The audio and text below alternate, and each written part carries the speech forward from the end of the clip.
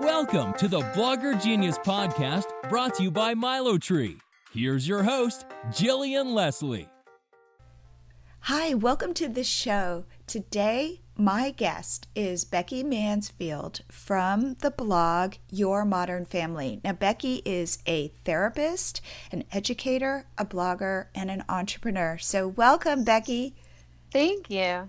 And Becky, we met, maybe 3 years ago, Yes. at a conference, at the Blogger Food Conference. And we were both there because we work with Bounty. So Becky, could you tell me how you, I don't even know this, how you started your blog, why you started it, and when you started it? So I started my blog in about 2012. And I started it because I was at a mom's group meeting called MOPS, and we were talking about organizing houses. And I was giving some organizing tips, and then one of the moms asked if I would just send them out in an email.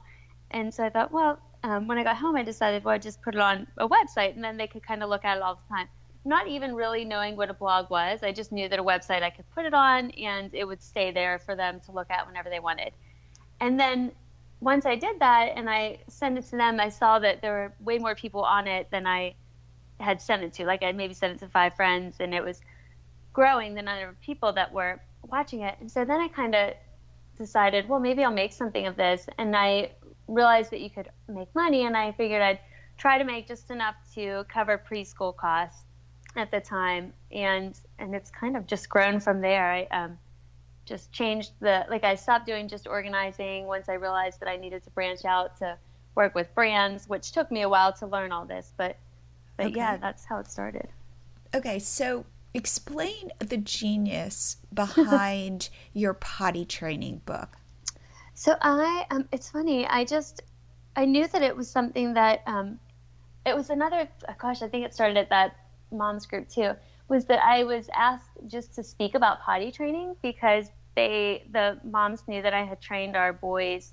So we have 3 boys and then a little girl, and they knew that I had trained our sons really quickly, like in just a couple of days, and each of them before they had turned 2. And wow. So I was speaking with them, and then I thought, well, gosh, if they want to know this, I bet other people are curious too. So I wrote a post about it, and the post just went viral. And so then it kind of sparked my idea to maybe write a book about it. And so but here's the thing that's so brilliant is, I don't know what the post was called, but the book is called Potty Train Your Kid in a Weekend, right? Yes.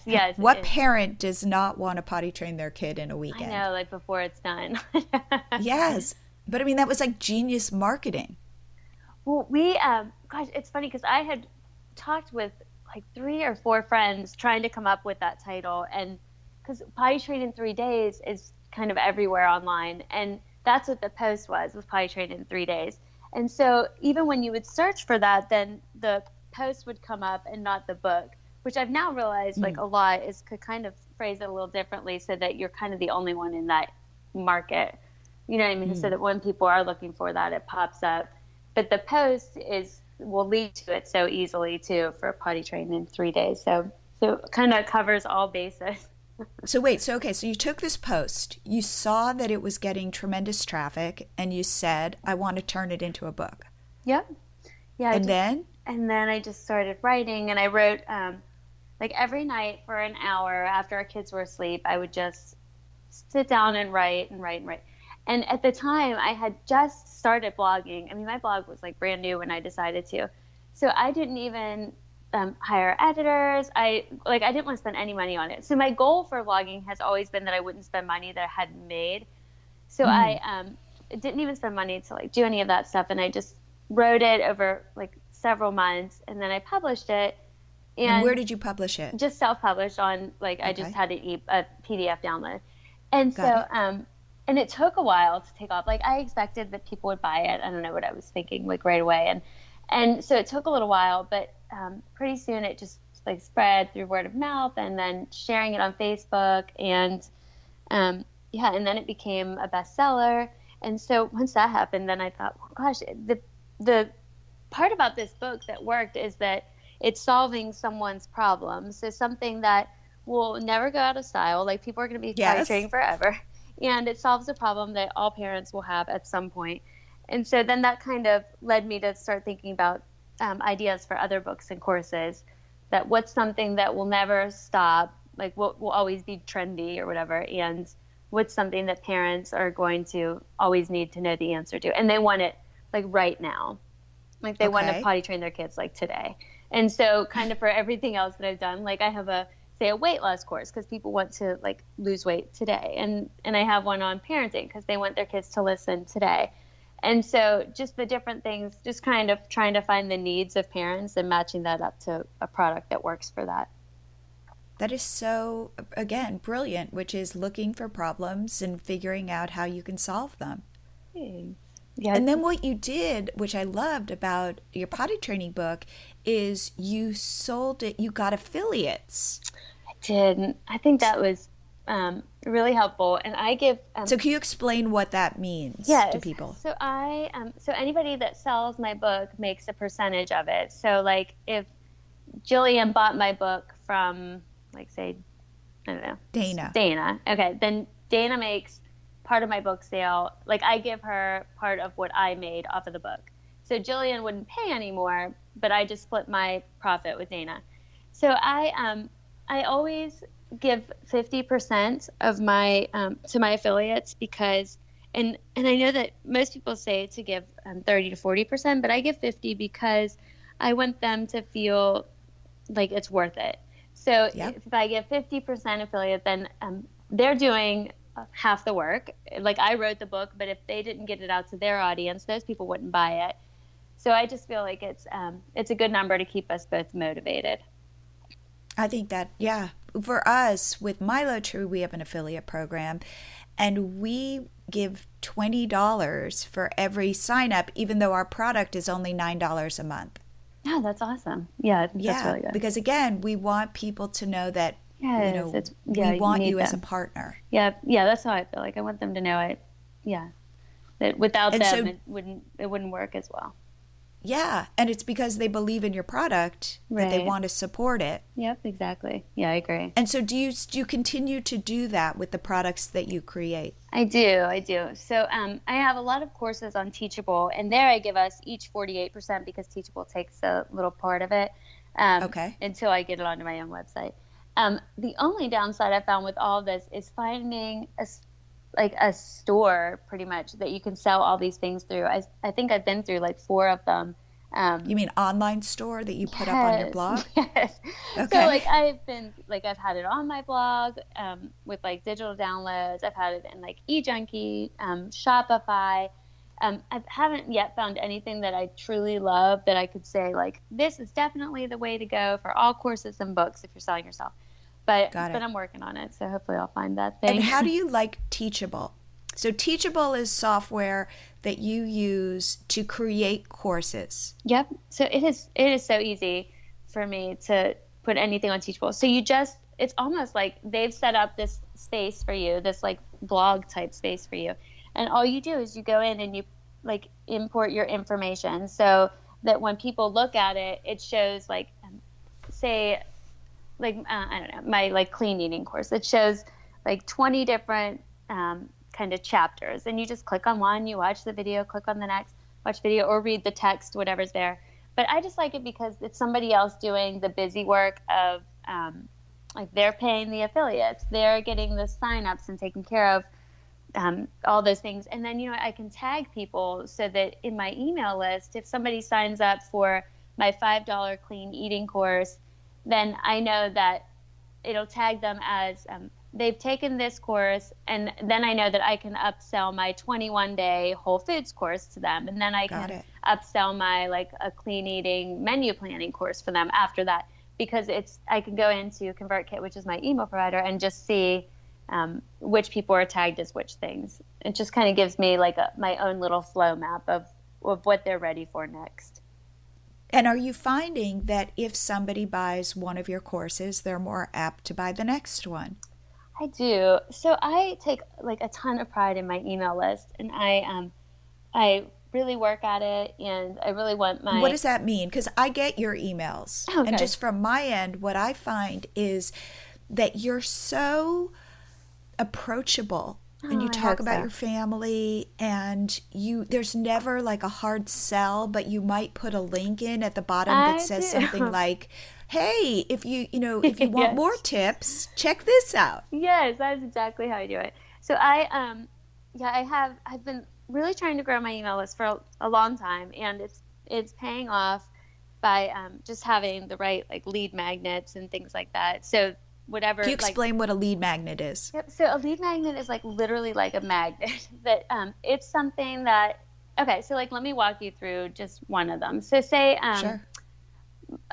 the one that leads to a parenting course that I have. So my lead magnet is going to be, I have one on there that's like 30 days and like one-on-one time with your child in 30 days. And it's a calendar that has something different that they can do every day for 30 days, the child and the parent.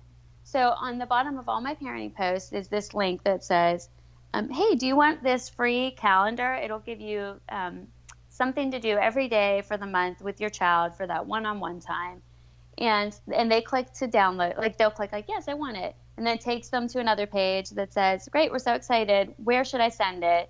Could you enter your email? I'll send you this, as well as emails pertaining to parenting. And then they give me their email, and then they automatically receive an email back that says, thanks so much. Here's your first calendar, and let's get started.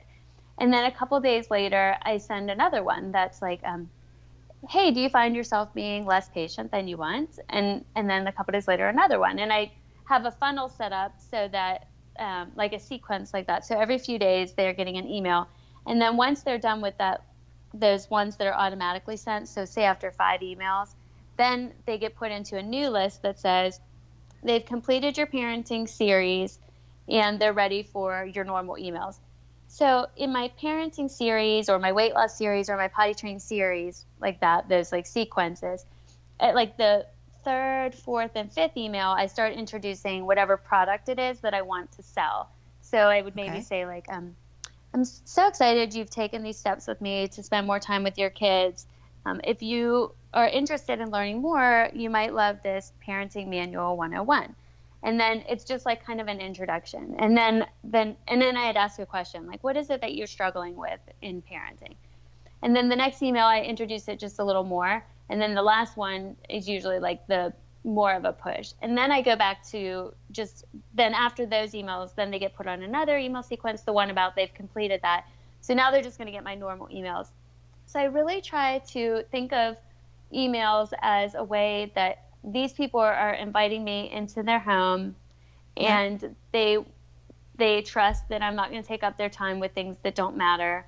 And so I just write, like when I'm writing them, I just picture the people that are reading them. So like my mom, my sister-in-law, my friends, and that's who I'm writing to. So that's so funny because that is the tone. Oh, good. They're not formal, but they're like chatty, like, hey, you know what happened to me this week with my kid, or it is like as if it's like a family newsletter. Okay. Well, my mom always calls and she says, I just love to read your emails because I feel like I'm talking to you on the phone. She said, you write them exactly like you talk.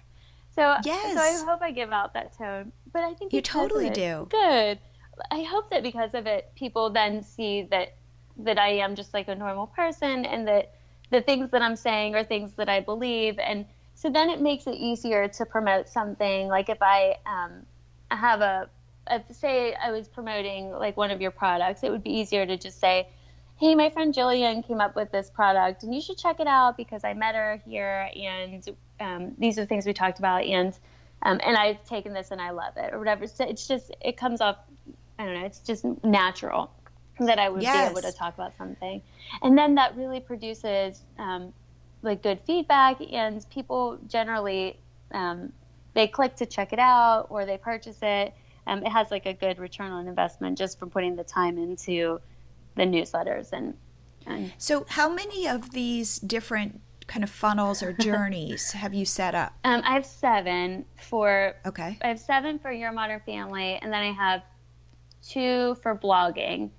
like people that Okay. want to learn to blog. So, Okay. yeah. So, and then like every once in a while, I'll set up a new tag. I have a lot of tags where like I would Yeah. say so and so is interested in this, or so and so clicked on this. So next time that you promote it just to these people with a discount rate or whatever. Right. So yeah, but I have because I have 7 products that are the main products that I want to sell. And so I Right. have one set up for each of my main products. And then as I have more products, then I'll kind of sort those out, like take that flow map a little further and divide people more. And what I do is if they come into a general email, I usually set it up so that right away I say, I have like a picture of Harry Potter and it says, hey, welcome. I want to put the sorting hat on you and decide where you go. If you could click on which things you're interested in, I'll be sure to send you only those things. And then I have my like main like house, food, parenting, so that they can just click the thing that they're most interested in. And then I'm sure not to sell, like, because I think that if you send, which I learned kind of, I guess the hard way, like I was sending a general email to everybody, and then I realized, well, these people that are getting kid things, some of them were like, 50 or 60 years old without kids in the house, and I'm telling them about toddlers, and they were there to hear about cleaning, and so I decided I had to do something. So that's when I sort of set up those different lists, and then from there I grew them. What's smart about that is that you can then create different products that relate to areas that you know about, things that you're interested in, and you don't have to be so consistent, like I am only about toddlers. Right. Yeah, exactly. And it's easy then because I can promote like anything that comes to the table. So say like there was somebody that was selling a cleaning product, that's an easy one to promote to my cleaning list. And if somebody is talking about like a new, I don't know, pull-up or whatever, I could promote that, which is funny because I actually never used pull-ups on the kids. So that's a funny example that I'd give.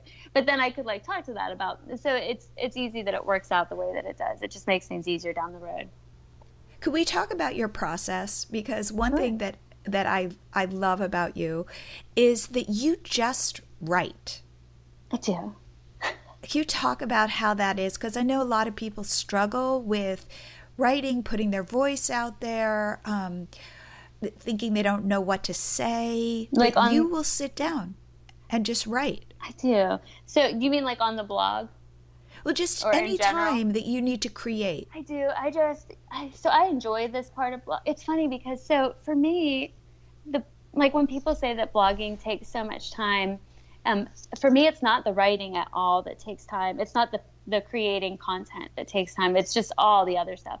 I just like to sit down. I just like today I could just sit down and write about whatever comes to mind. So like a lot of times there'll be things on my mind or somebody will say something that'll spark like a thought about, oh gosh, that's right. We like say getting rid of pacifiers. Oh man, that's right. Well, my niece got rid of it by like putting it in a Build-A-Bear. And so that just kind of gives me ideas, and I just write them out. Or if I feel like inspired to tell somebody something, then I'll just put it in a newsletter. And even if I don't send it right then, I'll save it.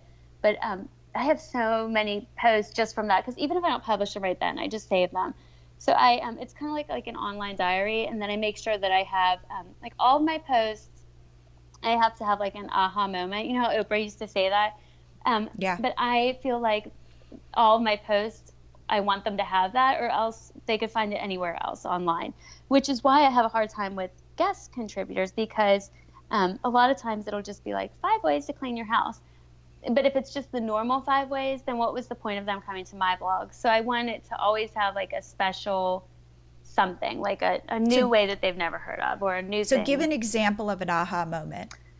So like, oh gosh. Okay, so like putting your kids to bed. Like bananas apparently make your kids sleepy. So that would be one where I would say like, the secret tip to putting your kids to bed. And I would list like 9 normal things like routine and lavender and but and bananas at night.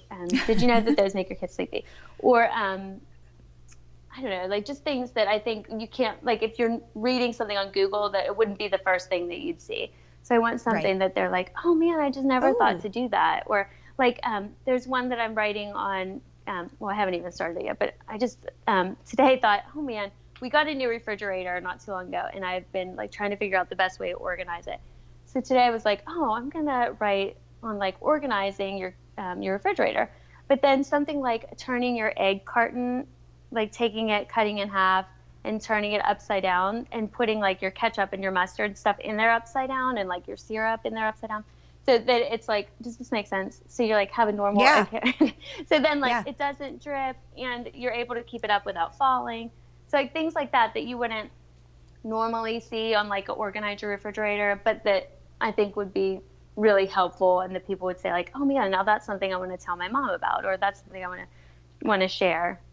That's terrific. Now, do you ever worry that people are judging you, or somehow, that you have any of those? Because I find you to be so prolific. So do you ever get stuck? I do. I often like, so, oh my gosh, it's funny because Mickey and I, my husband and I, took this like parenting quiz to see what kind of personalities we were as parents, and mine was a pleaser, and his was, I forget what his was, but it was like not a pleaser. It was like more like once things done his way, which is so our personalities. So I often worry about I mostly worry I don't want to offend anybody when I write. So one time I sent out a newsletter that was, the title of it was how to unspoil your child. And I meant it in such a general way, like if our kids are acting spoiled, here's what we can do. And somebody wrote back and said, I'm so disappointed that you would think that my kids are spoiled. You don't even know them. And I thought, oh my gosh, I did not mean it to come off like that.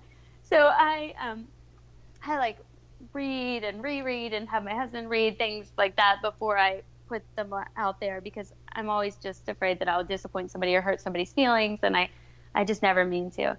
And then like other bloggers, I worry about that too. Like I'm the complete opposite of anybody that wants any sort of competition at all.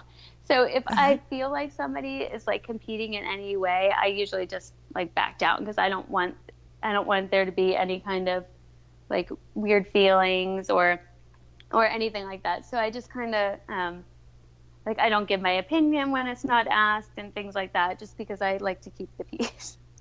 Got it. Now, how many blog posts then how does your process work? How many blog posts a week are you writing, if it's every week? How many newsletters are you sending? So I try to send a newsletter every week to each group, which ends up being an awful lot. Like, but I can combine some. So like I would maybe do like combine my house and food list to do like, here's like just a story about like house and cleaning and cooking or something. And so newsletters, I'd say I send 3 a week maybe. And then blog posts, I usually do 1 a day. Lately I've been doing 1 every other day, because I'm getting a lot of sponsored posts, which is wonderful. And I like sponsored posts, but they take more time than normal. Right. So if I was just to sit down, say I had like no posts for the week that were due, then I would probably just sit down and write a post every day, just because I enjoy doing that. But if I have a sponsored post, like this week I had 6. So, and now they weren't all due I didn't have to post them all this week, but I had to write all the content this week and send them to the right people, like the drafts. And so, because that took so much time, then I didn't really have the time to do the other things that I wanted to do, like write new content. So then on those days, I just publish something from a few years ago, and I'll update it, or I'll just change it and at the beginning I'll say, I shared this a few years ago, and I thought that it would be helpful again today, or something like that. Because the truth of it is that I have like, say, 3,000 posts that are published, or 2,500 something, and most people that read those posts haven't read them all. And if they have, which I think is only my mom, then they're not gonna remember what I wrote a year ago. You know what I mean? Like it's gonna be new to them again. Right. Wouldn't you say that your audience, let's say you have a lot of new moms. Yes. Well, 5 years ago, they might not have been moms. That's so true. Yeah. Everybody changes. And yeah, that's a really good point. So I feel like when you republish, it's not doing, I'll update the pictures if they need it, but it takes no time, and it's something new. And a lot of times what happens is I'll go in to like February from 3 years ago, and I'll see like, what did I publish this time 3 years ago?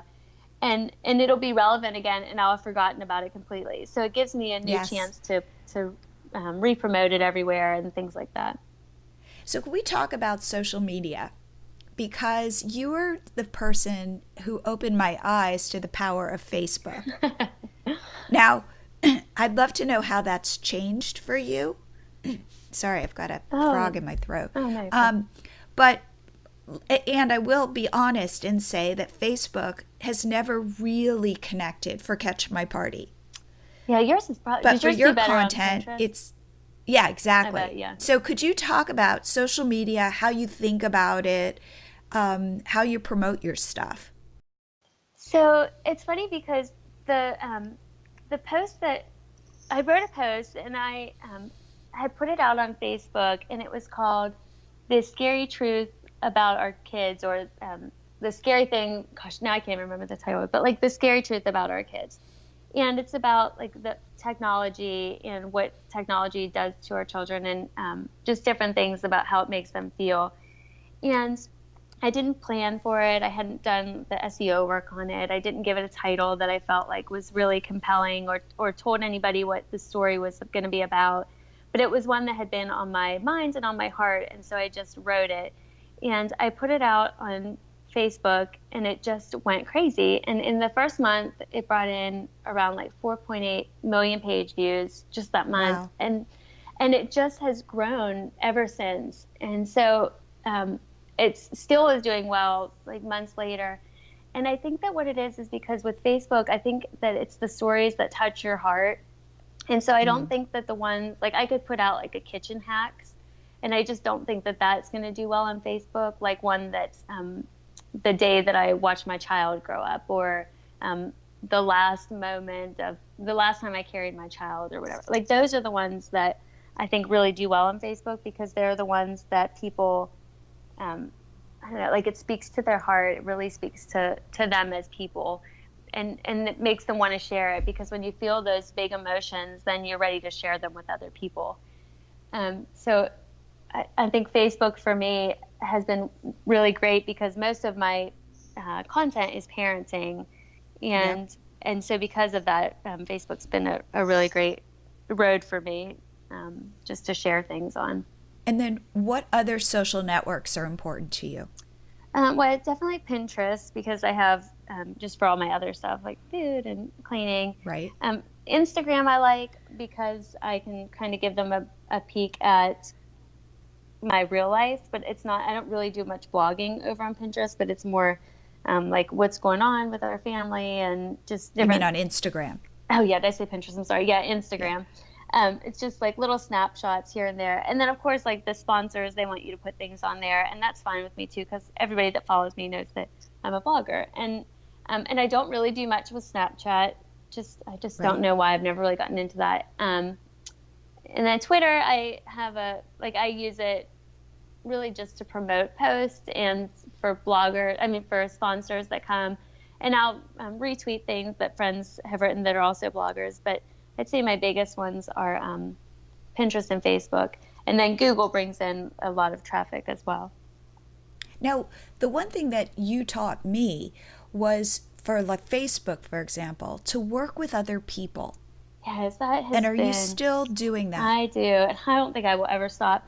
So what I was saying before about how I don't want to like get into it with like I don't want to ever be like confrontational. I don't want to ever like be competitive. For this, in the same sense, I love to work with other people. I love to like help other people, and like so I like when those online friendships also benefit your business, which has happened. What do you mean by that? So like the majority of the bloggers that I'm friends with, we promote each other's things, or we like will swap things like, hey, can I write this for you in exchange for whatever? So I still will find people that have bigger Facebook pages than I do, and I'll ask them like, can I write a parenting post for you in exchange for a share of this post that's doing well? Or can I is there anything that you need me to do in exchange for a post? Or with working on my SEO right now, like I'll reach out to people and say like, And wait, and I just want to stop. SEO, search engine optimization, which is where you make your content Google friendly. So Google finds it, it likes it, and it will show up in search results. yep. So in order for my things to show up more often, if other bloggers have links back to my stuff, then it's, so if like I had a parenting post and Jillian shared it on her blog, like a link to it, like yesterday Becky was talking about this and it reminded me of a story, but if she clicked like linked to me when she was talking about it, then it's going to help me with SEO, so I might show up a little higher.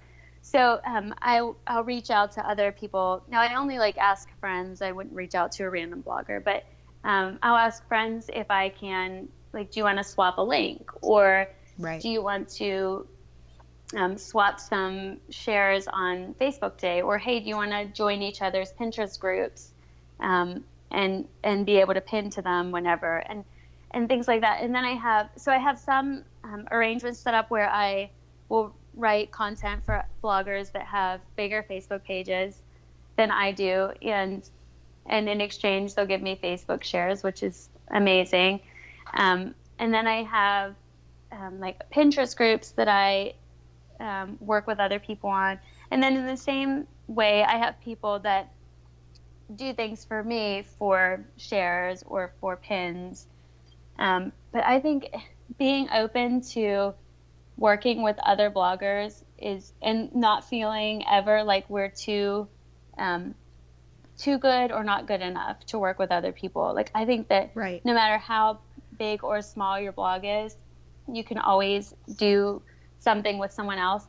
So my mom, last week, she told me that she had read an article, like we have this local magazine in our town, and she had read an article from a doctor. This doctor had talked with the people of the magazine, and they asked her, what was like one big piece of advice that's helped you forever? And she said, well, my mom told me one time that everybody in this world has something to teach you and learn from them. And I thought, that's so good, because how many people do we talk to that could so easily teach us something? It doesn't have to be this huge, profound thing. It can be something simple. And like blogging, as long as you and I have, we know so much, but there's so much that we don't know. And so just to work with other people, or say like, hey, can I pick your brain for like 10 minutes? And in exchange, I'll help you with whatever you need. But just sometimes you just need that like outside person to say, oh my gosh, you should be doing this. So I have like one friend, she's not a blogger, but she does work online.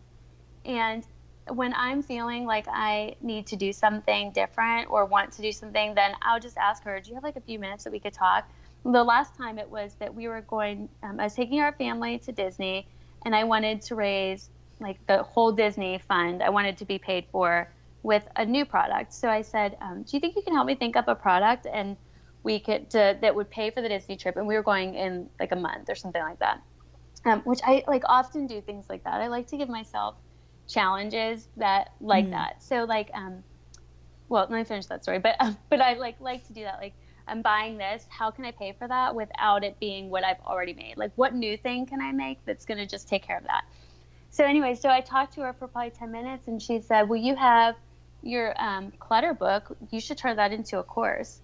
And I thought, oh, that's a good idea. And so we kind of like talked about it. And then that night I started it, and it was so easy because I'd already had the book. And so I turned it into a course, and the course I sold like one a minute from the time that I launched it for a while. And it was amazing to me that it was the same thing, just different. But because it was more convenient to watch it, of course, people wanted it, and people pay for convenience all the time. And so, so I don't know, it was an amazing way to just kind of reach out to other people and be able to hear what they have to say. And it always sparks some kind of idea. I have to say, I so agree. I think that if you're a blogger, you kind of understand karma in a way that you might not, because it's real, especially in our world. I know. That the more you give, the more you receive. And the more you do it with this with not necessarily assuming there'll be something back, Right. the more you get back. Yes, I could not agree more. I think it's definitely true. Yeah, like, And I think it teaches you about things like competitiveness, because it really is that you and I could help each other, and even if we're in the same space, we could still help each other yes, and not see each other as competitors. yes, no, it's so true.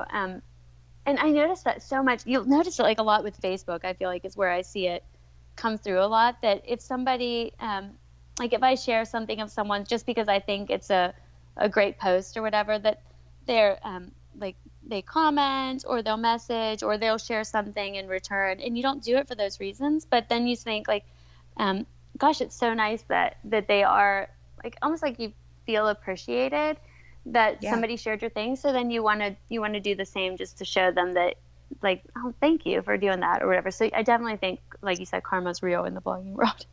Yeah, I do. I keep learning it over and over again. Like the more I give, the more I receive. Yes. Yeah. It's true. So if you had one piece of advice to somebody who is just starting out, what would it be? Oh, goodness. Well, I guess, Or that you wish what you know now that you wish you knew then? I would say, well, I have a few. So, okay, like technical side of things, I would say start an email list from the get-go and don't be afraid to send emails. Just send them and don't worry about it. Because I think that down the road, we will need that more when the Facebook algorithms and the Pinterest algorithm and all of that changes and our things aren't being seen by people as often. I think that having a direct line of communication to people is really important. And so I think email is the way to go for that. Okay. And then I would say don't hold back with things. So my most viral posts ever, like all of my top posts that have gone viral, have been ones that have just been like I hadn't really thought about it. I just wrote it and that was it. And I put it out there online. Like I had another one called Mommy, Will You Lay With Me? And all it was that I read that. Did you? Yeah. Well, like a friend, our family friend's son passed away, and the next day I just was so sad about it, and I thought, gosh, I like the thought of it just breaks my heart. And so every night when our kids are saying like, Mommy, can you lay in my bed, or Mommy, will you lie down with me? And you think like you just want to say like, oh no, just another minute, but how that time could pass and you don't get that time back. And so I was just thinking about it, and I decided, well, I'm just going to write about it. And so I wrote and put it out there, and it did so well. And so I think just writing those things and it's the same with all of my posts that have done well. They've just been ones that I didn't do research on. I didn't think about them. I just wrote them and shared them. And then my last tip is that images matter so much. What do you mean? So like, okay, so for example, I have a post about how clutter in your house can lead to stress, like that you feel stress because of clutter. Now, it might not be most people, but for me, I like our house to be like clean and picked up and organized. And so if I feel like the house is messy, like I don't mind when the kids are playing or whatever, but if I feel like the kitchen is a mess, then that just makes me feel a little bit stressed and just not like just out of sorts.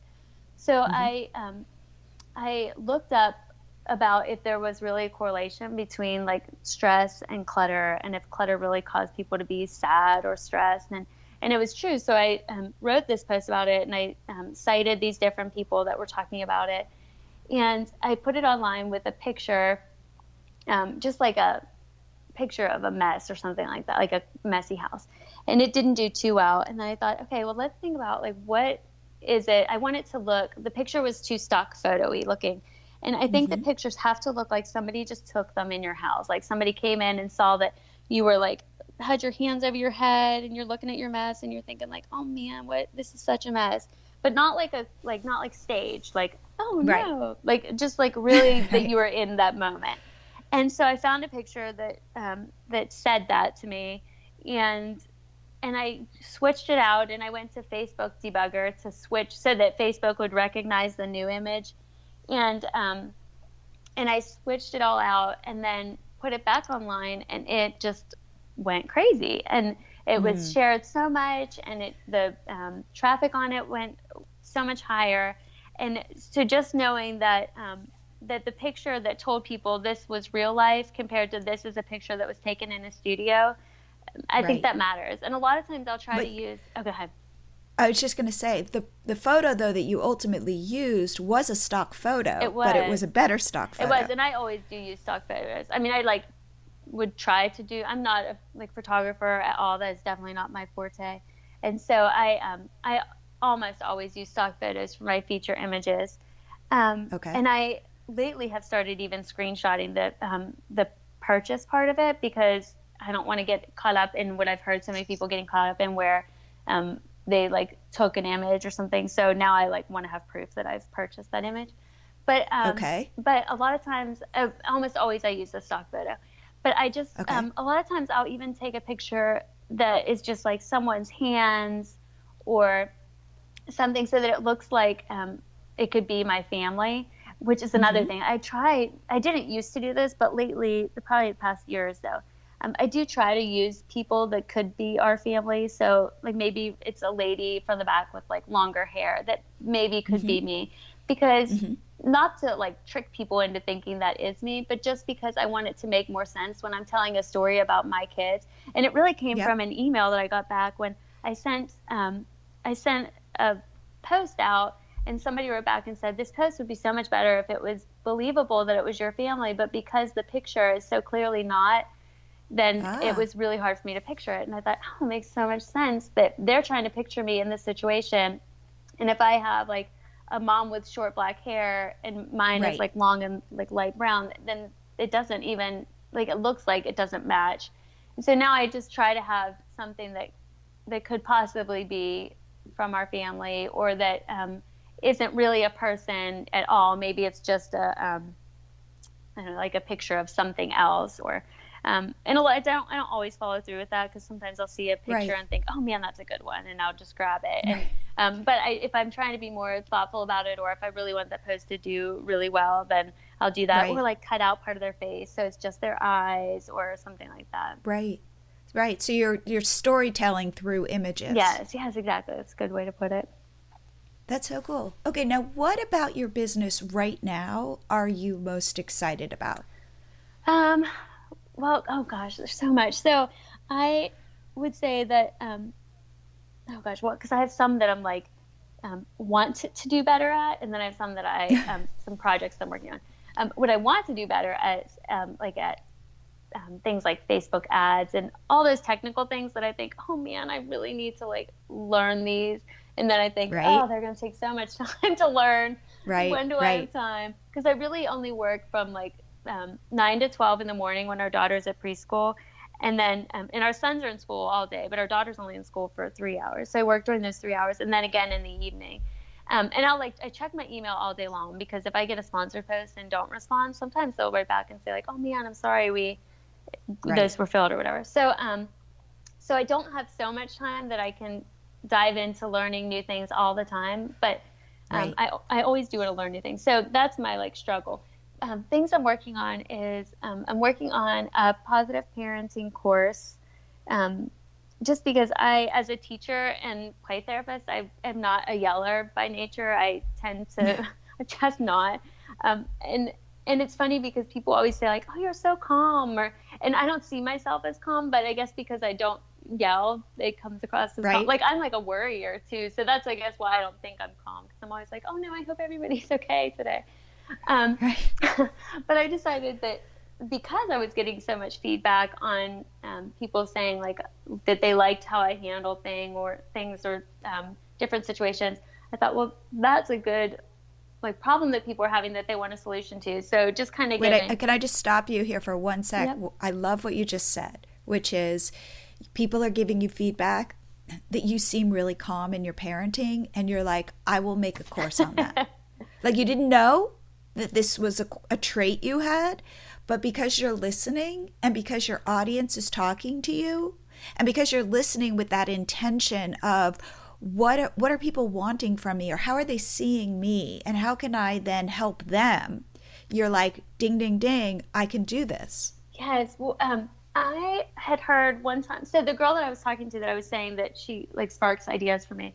A few years ago, she said, I was telling her how I had a negative comment um, and it hurt my feelings, but it kind of made me see things. And she said, oh, that's such a good point that when you see negative things, she said, you can learn so much from them, which I think is funny because a lot of times when we see like a mean comment or whatever, we just automatically like delete it or don't look at it. But if we can learn from it first and then delete it, then I think it Yes. really gives us a lot of feedback as to like, okay, well, if they're seeing this, what's to say that 50% of my audience isn't reading the same tone or whatever. So maybe I do need to go back and look at that.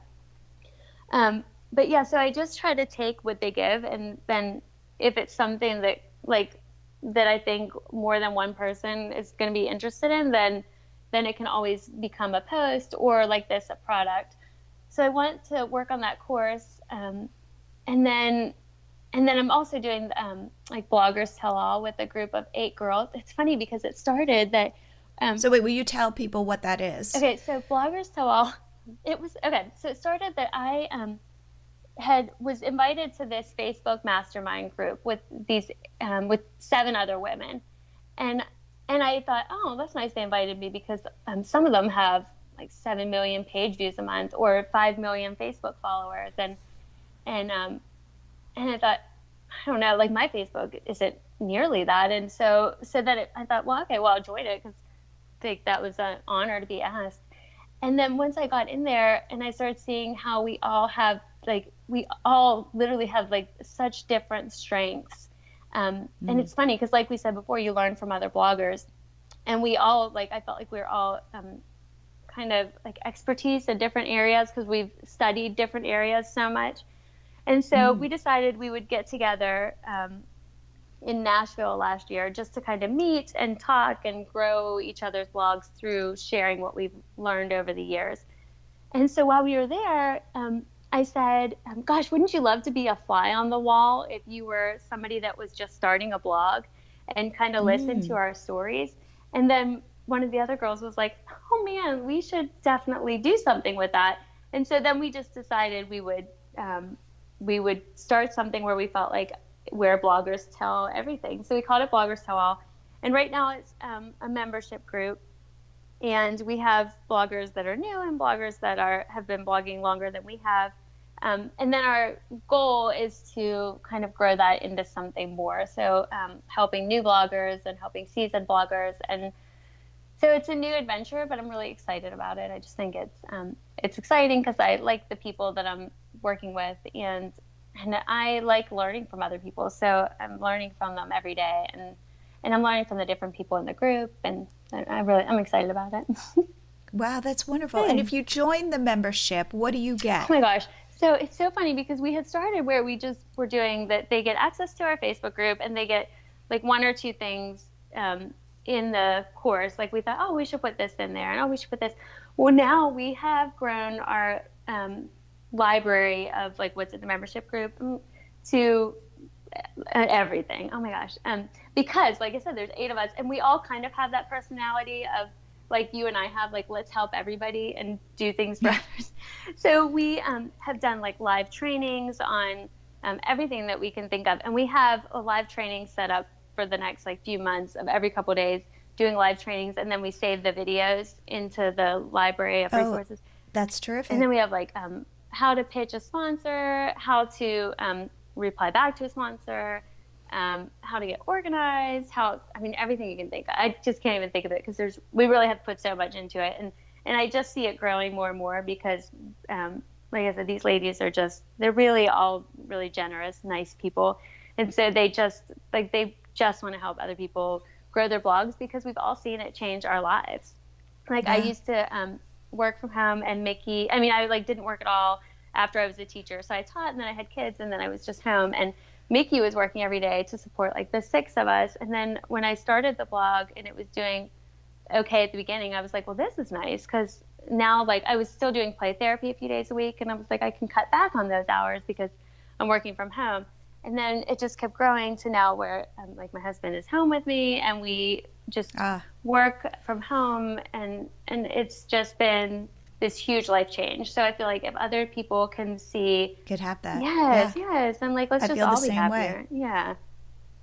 I feel like my husband and I, we're good partners, but we, the fact that we get to be home with our daughter, set our own schedule, like Yes. there's nothing better. I know there's really not. I mean, I like had always, so Mickey and I are high school sweethearts, and I had said from the beginning that one day I'm going to do something that'll make you work from home. And I always thought like maybe I'd invent something, or I didn't know what it was, but like I had never considered this as that option. And so now that it's true, I was like, oh my gosh, like, can you believe that this is the life that we get to live? Because with 4 kids, it's hard to do everything. And he wasn't getting to go to anything. Like, he was missing their sporting events, and he wasn't getting to go to their school. Yeah. So I'm like, now we get to do everything. Well, that's it. My husband, when my daughter was born, my husband worked at MySpace during the whole heyday, and he missed out on like that first year. Yes. Yeah, I do. And it hurt his heart. Yep. Same with me. So that as soon as he could work from home, he was so much happier. Mm-hmm. Oh, I know. Like, just even those like Christmas programs, he couldn't get, like, he was like, I can't leave, babe. It's the end of the month. I can't come to those. And because he worked in finance, so end of the month was always a big deal.